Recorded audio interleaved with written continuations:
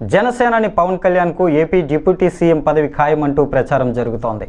రాష్ట్ర అసెంబ్లీ ఎన్నికల్లో పవన్ కళ్యాణ్ పిఠాపురం నియోజకవర్గం నుంచి భారీ మెజారిటీతో విజయం సాధించడం తెలిసిందే. పవన్ కళ్యాణ్ ఇవాళ అనకాపల్లిలోని నూకాంబిక అమ్మవారి ఆలయాన్ని సందర్శించారు. ఆలయ వర్గాలు జనసేనానికి ఆలయ మర్యాదలతో స్వాగతం పలికారు. అనంతరం పవన్ కళ్యాణ్ నూకాంబిక అమ్మవారిని దర్శించుకొని అర్చనలు చేశారు. ఈ సందర్భంగా అర్చకులు ఆయనకు వేదాశీర్వచనాలను అందించారు. ఆలయ అధికారులు పవన్కు అమ్మవారి చిత్రపటాన్ని బహూకరించారు.